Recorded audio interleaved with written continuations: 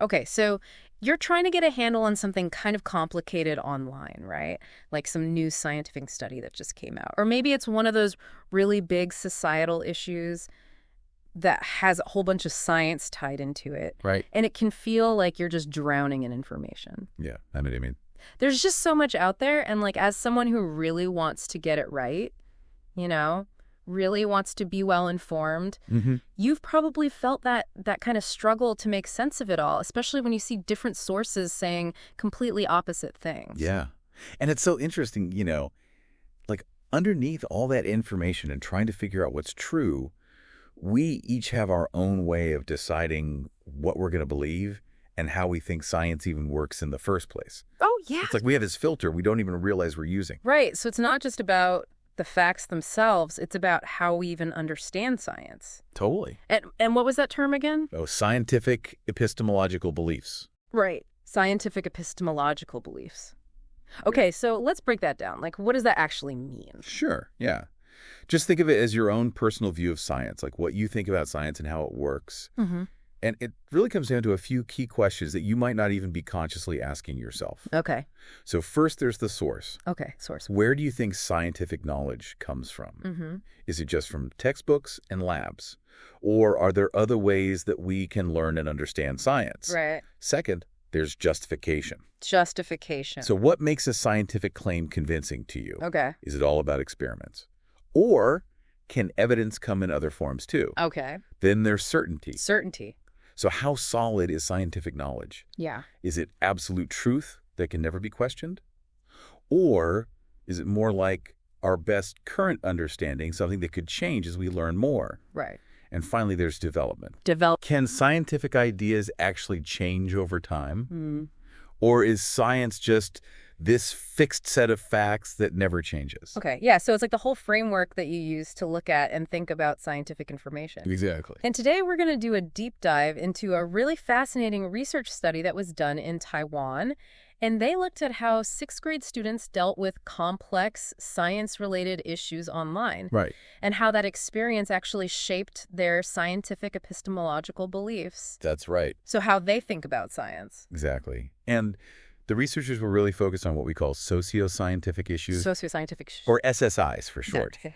These are those really hot-button social topics that have a ton of science tied into them. So things like, should young kids be using smartphones? Or, should we keep building nuclear power plants? Right. Those are some big ones. Yeah, exactly. And these are precisely the types of issues where if you're going online to try and get informed, you're going to run into a lot of different perspectives and claims. Right. And it can be really tough to sort through it all. And those are actually the two specific issues in this study, right? Smartphone use for elementary school students, and the ongoing construction of the fourth nuclear power plant in Taiwan. That's right. And, it's so easy to see how someone trying to get informed about those topics online would encounter a lot of different conflicting information. Yeah, absolutely. And what the researchers did is actually really clever. They gave the students in the study this special online search platform where they could look up information about these two issues. Okay. But here's the key. They divided the students into groups. Okay. And each group was only shown a certain type of information. So they weren't just like randomly browsing the internet. No, not at all. It was very structured. Very controlled. So some students only saw information that was positive about these issues. Yeah. Right, like all the good things about smartphones or nuclear power. Some only saw the negative side, the risks and the problems. And then some were shown information that presented both sides, both the positive and the negative. Okay, so they're really trying to see how these different types of information, how being exposed to them would affect how these kids think about science itself. Exactly. So that brings us to the big question here. What's the real core question we're trying to answer with this deep dive? Yeah, what were the researchers hoping to figure out, and what are we hoping you'll understand a little bit better after listening? Okay, so our main goal today is to try and unpack what this research tells us about how encountering different perspectives online actually changes your fundamental understanding of science. Okay. Like, even when you're dealing with these really complex, often very controversial topics, how does seeing the different sides of the story, affect your beliefs about where science comes from, how it's supported, how certain it is, and how it might even change. Right. We really want to find those insights that can help us all become more savvy, more thoughtful consumers of all this information that's constantly bombarding us online. Okay, that makes sense. So let's start with what these sixth graders already believed about science before they even started searching online. Right. So before the students did any of the web searches, the researchers had them take some surveys. Okay. Just to kind of figure out where they were starting from in terms of those scientific epistemological beliefs. Right. Their SEB. Yeah. And the results were really interesting. Overall, the students kind of leaned toward this constructivist view of science. Constructivist. Yeah. Okay, so for anyone who's not familiar with that term, when we're talking about science, what does constructivist mean? Sure. Think of it like this. Instead of science being about finding this hidden map of knowledge, like it's already all figured out and we just have to uncover it, constructivism is more like we're actively drawing the map ourselves. Oh, okay. Piece by piece, based on what we learn and how we interpret it. Right. So it's not about passively receiving absolute truths, but about actively building our understanding through investigation and evidence. Okay, that's really helpful. So these sixth graders kind of already had that general idea, but the study also found that there were some areas where their understanding could, be a little bit more developed. Right. Especially when it came to their views on the source of scientific knowledge and the certainty of science. Right, exactly. So where did they initially believe that science, where did that knowledge mainly come from? Okay, well, the study showed that these students initially put a lot of trust in teachers and textbooks. Makes sense. Like those were seen as the main, most trustworthy sources of scientific truth. Yeah. And a few of the survey questions really highlighted this. Okay. Like they didn't totally agree with statements that suggested that valuable science ideas could come from anyone, not just scientists. Okay. And they were much more likely to say that anything you read in a science textbook must be absolutely true. Items 2, 3, and 4 on the questionnaire, their scores were a little bit lower on those. Okay, yeah. So they're really putting a lot of faith in those traditional authorities. Yeah. And the books, yeah, I mean, it makes sense. That's kind of their main experience with formal science at that age. Exactly. Right. So what about how certain they thought science was? And whether or not they thought scientists generally agreed on things. Okay, so their initial beliefs about the certainty of science, they were actually kind of interesting. Okay. They generally agreed that, scientists would agree on what's considered to be scientifically true. Okay. But they weren't so sure that the main goal of science is to find, the single right answer to every question. So items 8 and 11 on the survey kind of pointed to this. Okay.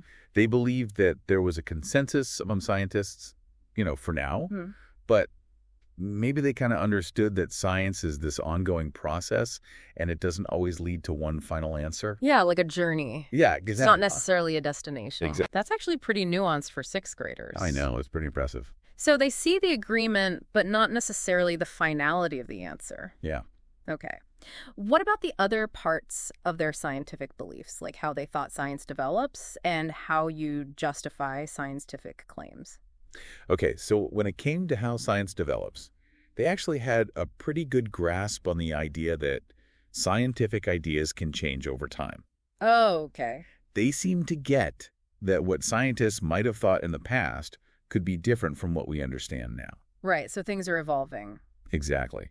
And in terms of justification, they generally agreed that even though good science ideas could come from anyone, you still need evidence. Right. They understood you can't just say something and have it be true. Right, you got to back it up. You need proof. You need evidence. So they weren't dismissing the importance of evidence in science at all? No, not at all. Okay, so overall, a pretty solid foundation with, some room for growth in certain areas. Did the researchers compare these initial beliefs to findings from other studies with, elementary school kids in other countries? Yeah, they did. They actually looked at some studies done with kids in the U.S. and Germany. Okay. And they found some pretty similar trends across these different cultures. Okay. Especially in terms of that initial reliance on teachers and textbooks as the main sources of information. Right. And also in how their understanding of scientific certainty was still developing. Okay. But there was one interesting difference. Okay, what's that? The Taiwanese students in this study had a little bit lower scores when it came to justification compared to American students in one of the studies. So that might suggest that there could be some cultural differences in how kids see the role of evidence in science. Yeah. like how important they think it is to back up claims with evidence. Okay, interesting. So they had these baseline beliefs about science going in. Then they do the web searches, each group seeing a different side of the smartphone and nuclear power issues.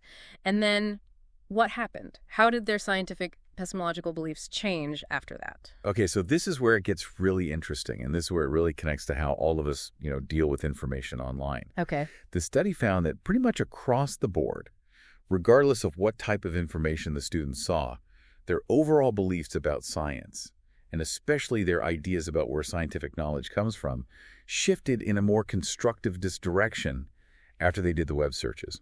So even that pretty short interaction with information online, it seems like it had a real impact on how they understood science on a fundamental level. Wow, that's pretty significant. Just being exposed to these complex issues online, even in a structured setting, it kind of opened up their views of science a little bit. Can you give us a specific example of what this shift might have looked like in how a student actually thought about things? Absolutely. So imagine a student in the group that was shown conflicting information. Let's say they're researching nuclear power. Okay. They come across information that talks about the risks of nuclear power, right? Yeah. Like the potential for accidents or the problem of nuclear waste. Right. But they also see information that talks about the potential benefits, like how it could be a source of clean energy or how it could help fight climate change. Right. So being exposed to these multiple, kind of opposing viewpoints, it probably forced them to think a little bit deeper than just a simple yes or no answer about nuclear power. Yeah, it's not black and white. Exactly. Okay. And they start to consider all these different factors, all these different types of evidence and perspectives that go into this debate. And that kind of thinking, where you're not just accepting one side or the other, but you're weighing different things, that's a real sign of a more constructivist way of looking at science. Yeah, that's a great example. So just encountering all this different information, it kind of nudges them towards seeing science as less about finding one absolute truth and more about considering different viewpoints and evidence. Yeah, exactly. Okay, so what about those 4 specific aspects of scientific epistemological beliefs that we talked about earlier? Right. Source, justification, development, and certainty. Yeah. Did those different types of information, like positive, negative, or conflicting, did they have different effects on each of those? Yeah, they did. It's really interesting. So let's start with source, where people think scientific knowledge comes from. Right. Interestingly, all 3 groups, the ones who saw positive information, negative information, and the conflicting information, they all showed significant improvement in this area. Oh, okay. But the group that saw the negative information, they actually showed the biggest change, what researchers call a larger effect size. That's kind of surprising. Yeah, you might think that if you're seeing positive information about science, you'd be more likely to trust those traditional sources, like scientists and textbooks. Right. But actually, it was the negative information that seemed to broaden their view of where scientific knowledge comes from. So why do you think that is? Why would negative information have that effect? Well, the researchers think it might be because when students saw information about the potential harms of smartphones or, the dangers of nuclear power, they were probably exposed to a wider range of sources than they would normally encounter. Okay. So, for example, if you're looking at negative information about the health effects of smartphones, you might come across stuff from consumer advocacy groups or public health organizations. Maybe even just personal stories from people online talking about their own experiences. Right. And if you're looking at concerns about nuclear power, you might find information from environmental activist groups, local residents who live near power plants, or even independent scientists who are doing their own research. Right, so it's not just the official sources. Yeah. So seeing the information coming from all these different places, it probably made them realize that scientific issues aren't just discussed in labs and universities. Yeah. They're debated and talked about and experienced by a whole bunch of different groups in society. Right, it becomes more real. It's not just something in a textbook. Exactly. Okay, that makes a lot of sense. So what about justification? How did the different types of information affect how they decide whether a scientific claim is believable or not? Okay, so for justification, both the negative and the conflicting information groups showed a lot of improvement. Okay. Again, the negative group had a slightly larger effect, but they both got better at thinking critically about scientific claims. Interesting. And the researchers think this might be because when students saw that negative information, particularly if it was about health or safety, it maybe made them more critical. Like if they're reading about the potential for radiation leaks from a nuclear power plant or, the impact of too much screen time on kids' development. Yeah. Those are scary things. So it probably made them want to really understand why those things are considered to be harmful. Yeah. And that naturally led them to focus more on the need for strong evidence to support those claims. Right. So those potential negative consequences, they really seem to push people to think more critically and ask for more proof. Exactly. It's like, okay, if you're telling me this is dangerous, you better show me the evidence. Right. Yeah. It's a powerful motivator to really analyze the information. Okay. And how did the different types of information affect their understanding of how science develops? Okay, so you remember we talked about how science isn't static, it's always changing and evolving? Right. Well, the positive and the conflicting information groups, they both got a lot better at understanding that concept. Okay. The positive information group actually had the biggest improvement there. And the researchers think that seeing information that supports a particular point of view, like arguments about how nuclear power can be beneficial, or studies that show that moderate smartphone use isn't harmful, it might have helped them see that science is constantly being built upon and refined as we get new information. Right. So it's like if you just see the evidence that supports one side, you might start to think that science is just about finding that one right answer. Yeah. But when you see that there are multiple sides to the story and that the evidence can sometimes point in different directions, it makes you realize that science is more about this ongoing process of building and refining our understanding. Right. Exactly. Okay. And then lastly, certainty. Right. The idea that there isn't always a single definitive answer in science. Right. So remember how we talked about how the students had this kind of mixed view of certainty going into the study? Yeah. Well, this one actually had the most kind of nuanced results. So the group that saw the conflicting information, they did show a little bit of improvement in understanding that science isn't always about absolute certainty. Okay. But the groups that saw only positive or only negative information, their understanding of that concept actually went down a little bit. Although those changes weren't always statistically significant. Okay. But still, it's interesting. Yeah. And the researchers think this might be because when you're exposed to conflicting information, like when you see that different experts or different sources disagree about something, it makes you a little bit less likely to believe that there's just one right answer. Right. You start to question things a little bit more. Exactly. It introduces a healthy dose of skepticism. Yeah. Which is really important for navigating all the complex information that's out there, especially online. Right, because the real world is messy and there aren't always easy answers. So being exposed to that kind of messiness, even in a controlled way like this study, it seems like it could be really valuable for helping people become more critical thinkers. Absolutely. It encourages a more nuanced perspective. Okay, so we've talked about how these web searches affected these students' beliefs about science. What are the big takeaways here for our listeners, for people who are trying to make sense of all the complex information they encounter online every day? Okay, so I think one of the biggest takeaways is that even a short amount of exposure to different viewpoints on these science-related social issues can actually change how you think about science at a pretty fundamental level. This study shows us that these beliefs, they aren't set in stone, Yeah.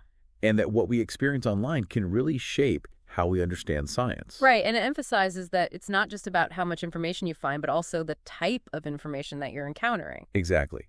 The research highlights that seeing those conflicting viewpoints seems to be the best thing for developing more sophisticated and nuanced beliefs about science. Okay.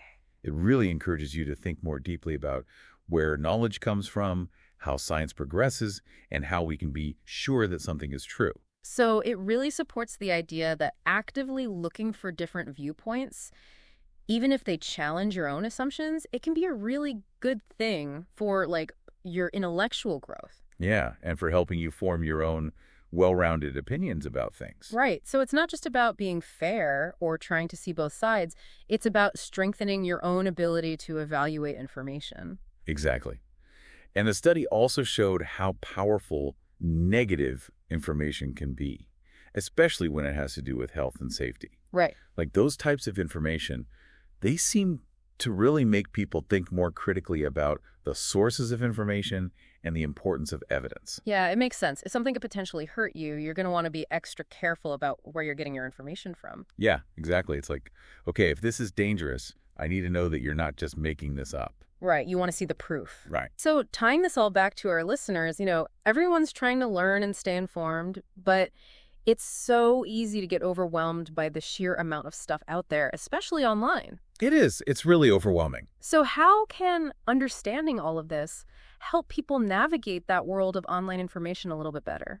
Well, I think the big thing is to understand that the different types of information you see online, they can actually change how you think about science, even if you're not aware of it. Right. And knowing that encountering diverse perspectives, especially those conflicting ones, it can actually help you develop a more sophisticated understanding of how science works.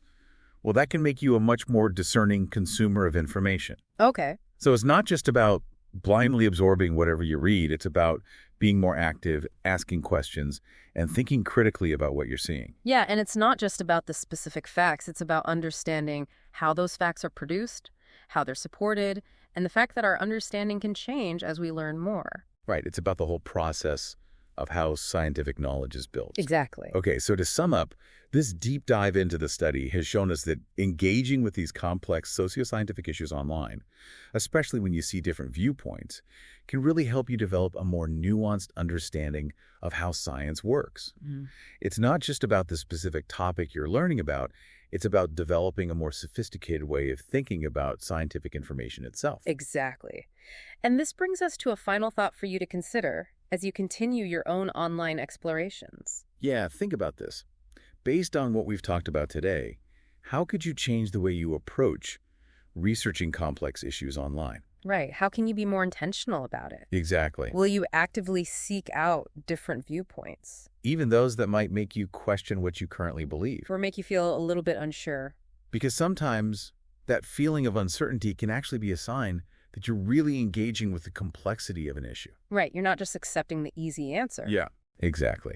So we encourage you to take a moment to think about your own habits when it comes to finding information online and how you can use what you've learned today to become even more discerning and informed in the digital age. And remember, learning is a journey. It's not always about arriving at a final answer, but about engaging in that process of inquiry and discovery. Exactly. So keep exploring, keep asking questions, and keep challenging yourself to think critically about the information you encounter online. You got it. Thanks for joining us for this step dive. And thanks for listening.